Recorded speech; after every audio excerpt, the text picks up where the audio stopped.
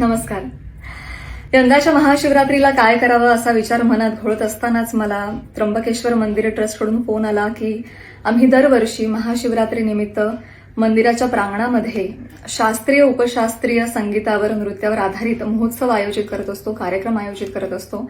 आतापर्यंत अनेक दिग्गज कलाकार इथे येऊन आपली कला सादर करून गेलेले आहेत. फुलवंतीच्या निमित्तानं आम्हाला कळलं की तुम्ही देखील भरतनाट्यम नर्तिका आहात, तर यंदाचे वर्षी तुम्ही तुमच्या शास्त्रीय नृत्याचा कार्यक्रम इथे सादर कराल का? आणि अर्थातच सगळ्या नृत्यकर्मींसाठी नटराज ही नृत्य देवता आहे, आराध्य दैवत आहे. त्यामुळे मी अजिबात वेळ न दवडता त्यांना तात्काळ होकार कळवला.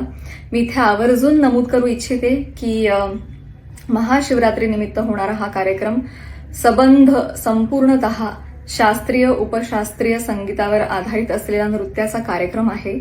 ज्यांना माहिती नसेल त्यांना मी सांगू इच्छिते, मी स्वतः भरतनाट्यम नर्तिका आहे. मी विशारद अलंकार केलेल्या नृत्यातून BA MA केलेला आहे. तर अपुऱ्या माहितीमुळे जर कोणाचा गैरसमज झाला असेल तर त्यांनी त्यांच्या मनातले किंतु परंतु काढून टाकावेत आणि समाजाची दिशाभूल करू नये अशी मी त्यांना विनंती करते. आणि एक गोष्ट आवर्जून नमूद करू इच्छिते की देवाच्या दारामध्ये कोणीही सेलिब्रिटी नसतो, सगळेजण भक्त असतात.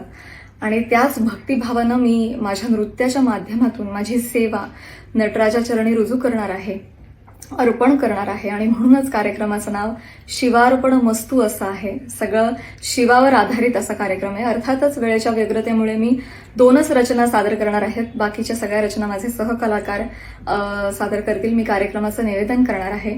अर्थातच गर्दी आणि चेंगराचेंगरीची भीती असेल तर विश्वस्त आणि पोलीस जो काही निर्णय घेतील तो एक सामाजिक भान बाळगत सगळ्यांवरच तो बंधनकारक असणार आहे आणि तो सगळ्यांनाच मान्य असणार आहे. पण येस, कार्यक्रमाचं स्वरूप शास्त्र नृत्याचं आहे, इथे मी आवर्जून नमूद करू इच्छिते.